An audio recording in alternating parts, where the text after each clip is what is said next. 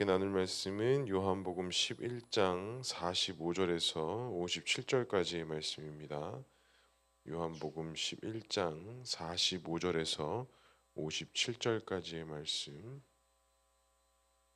우리 한 절씩 교독하도록 하겠습니다. 45절 제가 먼저 읽겠습니다. 마리아에게서 와서 예수께서 하신 일을 본 많은 유대인들이 그를 믿었으나 그 중에 어떤 자는 바리새인들에게 가서 예수께서 하신 일을 알리니라. 이에 대제사장들과 바리새인들이 공회를 모으고 이르되 이 사람이 많은 표적을 행하니 우리가 어떻게 하겠느냐. 만일 그를 이대로 두면 모든 사람이 그를 믿을 것이요 그리고 로마인들이 와서 우리 땅과 민족을 빼앗아 가리라 하니 그 중에 한 사람 그 해의 대제사장인 가야바가 그들에게 말하되 너희가 아무것도 알지 못하는도다. 한 사람이 백성을 위하여 죽어서 온 민족이 망하지 않게 되는 것이 너희에게 유익한 줄로 생각하지 아니하는도다 하였으니 이 말은 스스로 함이 아니요 그 해의 대제사장이므로 예수께서 민족을 위하시고 또 그 민족만 위할 뿐 아니라 흩어진 하나님의 자녀를 모아 하나가 되게 하기 위하여 죽으실 것을 미리 말함이라. 이날로부터 그들이 예수를 죽이려고 모의하니라. 그러므로 예수께서 다시 유대인 가운데 드러나게 다니지 아니하시고 거기를 떠나 빈들 가까운 곳에 에브라임이라는 동네에 가서 제자들과 함께 거기 머무느니라.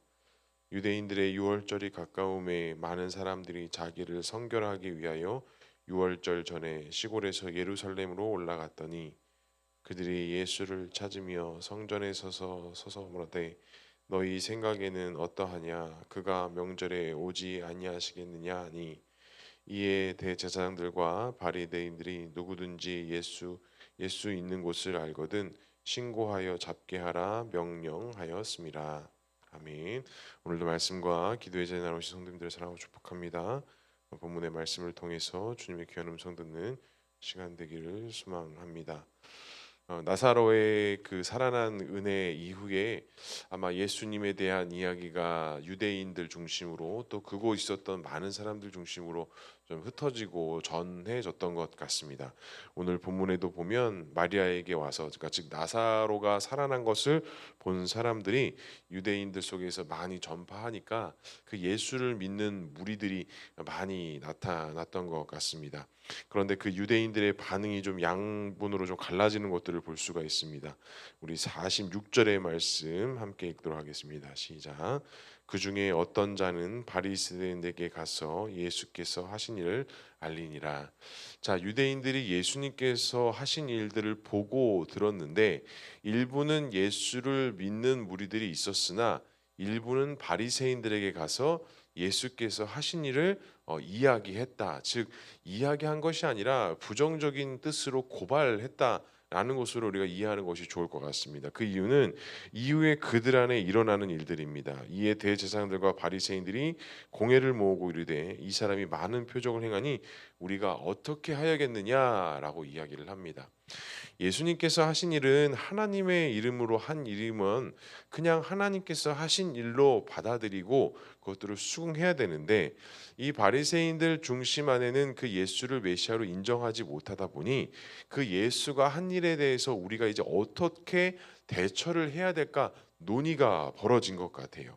그러니까 하나님께서 하신 일이 예수님께서 하신 일이 이 유대인들 특별히 바리새인들 그러니까 그 지도자들 안에는 특별히 그들 안에 어떤 위태로움과 좀 부정적인 시각이 있었다라는 것이죠.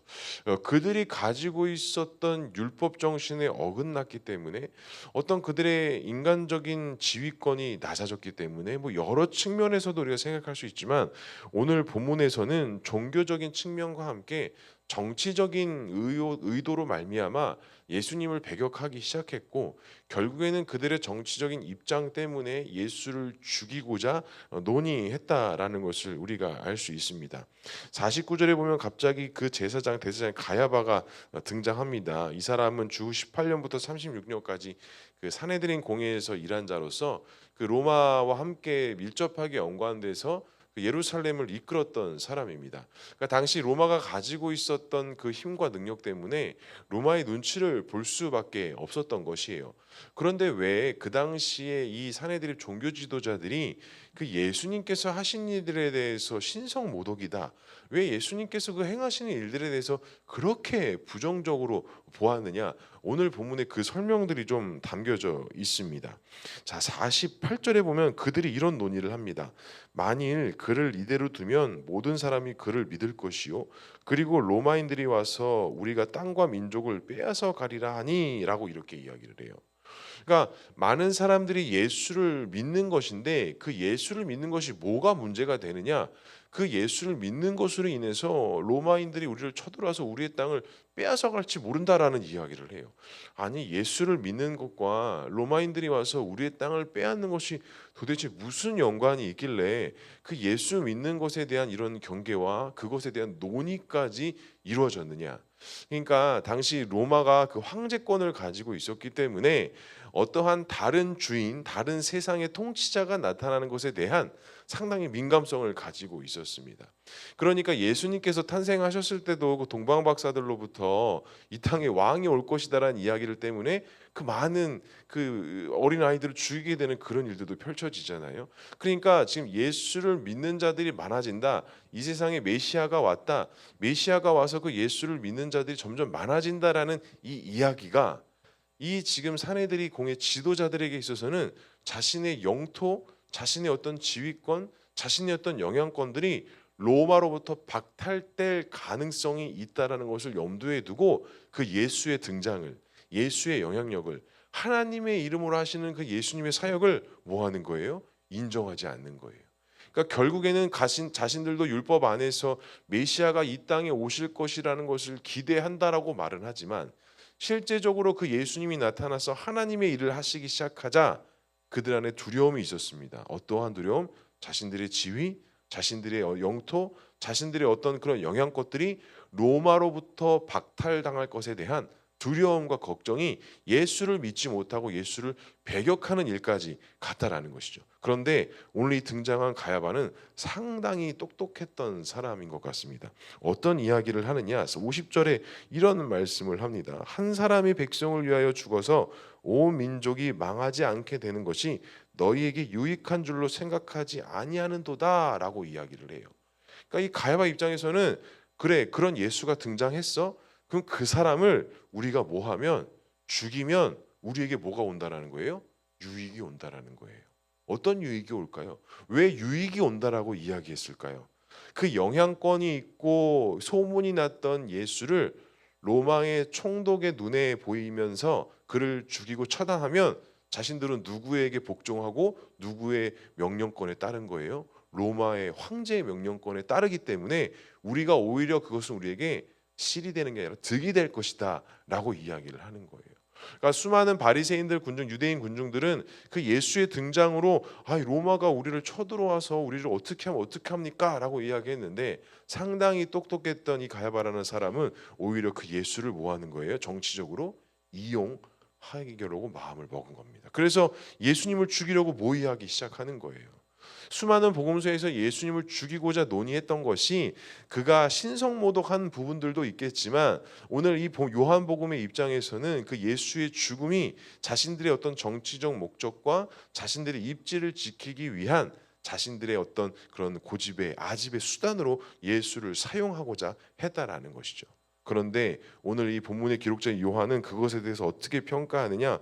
51절과 52절에 이렇게 말씀합니다. 이 말은 스스로 함이 아니요 그 해의 대제사장으로 예수께서 민족을 위하시고 또 그 민족을 위할 뿐 아니라 흩어진 하나님의 자녀를 모아 하나가 되게 하기 위하여 죽으실 것을 미리 말함이로라. 자, 분명히 정치적 입장에서는 자신들의 도구로 사용하려고 했지만, 이건 역시도 예수님의 계획과 섭리 안에 하나님의 뜻을 이루기 위한 하나님의 죽으신 것, 부활을 말씀하시기 위함이었다라고 요한은 기록하고 평가하고 있는 것입니다. 성도 여러분, 우리 역시도 신앙과 믿음으로 살아갈 때 우리가 신앙과 이 믿음의 목적이 다른 목적과 다른 것이 세워질 때가 있을 때가 있습니다. 어떤 다른 나의 어떤 만족감, 내가 어떤 이루고자 하는 그런 불순한 동기들이 사실 우리 안에서도 많이 잠재되어져 있고, 그것이 나의 연약함과 부족함 때문에 이렇게 스물스물 올라올 때가 많이 있습니다. 오늘 이 유대인들과 바리새인들이 그 예수의 죽음을 놓고 자신들의 자리를 지키기 위해서 사용했다라고 말씀하고 있습니다. 하지만 예수님은 자신이 죽으심을 이야기하고 말씀하시는 것은 그들의 어떤 정치적 목적을 이루기 위함이 아니라 이것은 철저하게 하나님의 뜻을 행하고, 특별히 오늘 말씀해 보니까 흩어진 하나님의 자녀를 모아 하나 되시기 위해서 예수님이 이와 같이 자신의 죽음에 대해서 말씀하셨고 이야기하셨다라고 말씀하고 있는 것입니다. 그러니까 분명히 하나님의 목적과 이 인간들이 가지고 있는 목적들이 분명히 달랐다라는 것. 그들 역시도 이 땅에 오실 메시아를 기다리는 대망 사상이 있었지만, 그들은 자신들이 생각하는, 자신들이 꿈꾸는 그런 메시아를 바라보고 있었다라는 것. 그래서 그 메시아가 이 땅에 왔을 때에 자신들을 로마로부터 구원해주고 그들은 다 하나님께서 처리해주시고 우리가 그 왕권에 올라가는 그런 군사적인 메시아 사관을 바라볼 수밖에 없었다라는 것입니다. 그러자 이날부터 어떻게 했대요? 예수를 죽이고자 모의하였다라고 기록하고 있습니다. 그러니까 그 군중 심리를 이용해서 이 가야바는 예수를 죽이고자 하는 명분을 삼고 사람들을 선동하기 시작했다라는 거예요. 예수님은 하나님의 이름으로 하나님의 일을 하면서 사람들을 모으고 사람들을 회복시켰다면, 그 바리새인들과 유대인들은 그 사람들의 두려움을 선동해서 오히려 그 예수님을 배격하고 예수님을 죽이고자 모의하기 시작했다라는 것입니다. 성도 여러분, 우리는 과연 어느 자리에 서고 어느 위치에 서야겠습니까? 우리가 죄악 가운데 있을 때 우리가 안 좋은 그 죄인된 습성 중에 하나가 이 군중 심리를 이용하는 죄인의 습성이 우리에게 있습니다. 저도 몇 주 전에 우리 주일날 설교했지만, 내가 어떠한 일들이 있었을 때, 어떠한 상황들이 있었을 때 우리는 누구를 내 편으로 만들려고 해요? 내 주변 사람들을 내 편으로 만들려고 합니다. 나의 의견에 동조해 주기를 바라고 내 편이 되어줘서 내 입장에서 말해주기 위해서 사람들에게 이야기하고 나누고, 때로는 나의 속상함도 그 사람들한테 이야기할 때가 있는 것 같아요. 그런데 여호와 하나님께서 여호수아에게 뭐라고 말씀하셨어요? 나는 네 편도 아니고 너의 적의 편도 아니다.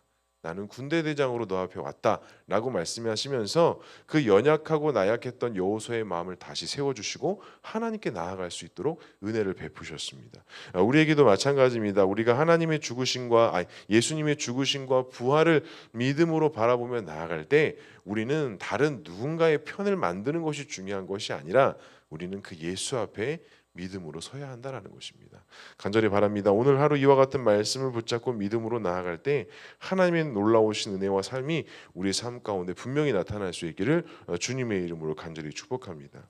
마지막으로 한 가지 더 살펴볼 것은, 요한이 예수님의 사역과 이 땅에 오심에 대해서 무엇이라 말씀하셨느냐. 앞서도 우리 말씀 읽었지만 52절에 흩어진 하나님의 자녀를 모아 하나 되게 하기 위하심이다라고 이야기합니다. 디아스포라라는 말 많이 아마 들어보셨을 거예요. 아마 흩어진 자라는 뜻을 가지고 있는데, 이 흩어져 있는 주의 백성들을 한 곳에 모아서 하나님께서 하나 되게 하시고 회복하시기 위한 것이 예수님의 사역의 뜻이다라고 이야기를 해요. 그러니까 예수님은 분명히 사역의 목적과 방향이 분명하게 있으셨다라는 거예요. 자신의 어떤 이름을 드러내기 위함도 아니고, 자신의 어떤 명분을 찾기 위함도 아니고, 하나님의 그 뜻과 구원 계획을 이루기 위해서 예수님께서는 끊임없이 그 사역들을 이끌어 가셨다라는 것입니다.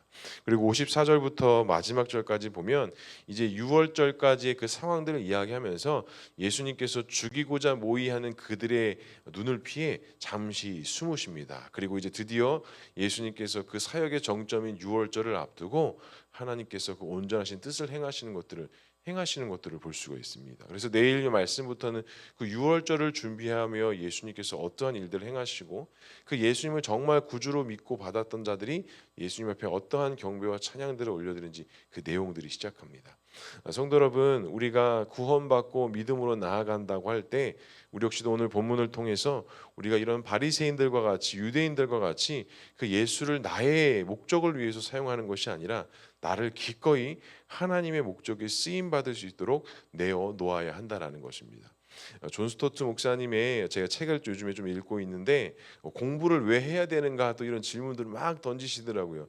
공부를 왜 해야 될까요? 우리가 인생에서 공부를 하는데 공부를 왜 해야 된다라고 생각하십니까? 존 스토트 목사님은 딱 한 줄로 요약하시더라고요. 하나님을 영화롭게 하기 위해서 우리는 공부를 해야 된다라는 겁니다. 공부하지 않고서는 절대로 하나님을 영화롭게 할 수 없다라고 이야기하더라고요. 그렇습니다. 우리가 하나님의 말씀 앞에 믿음으로 산다라는 것은 다른 것들을 만들고 다른 것들을 세우는 것이 아니라 하나님에 관한 또 세상에 관한 공부와 그런 배움들과 그런 노력들을 할 때 우리가 더욱더 하나님 앞에 믿음으로 살아갈 수 있다라는 거 간절히 바랍니다.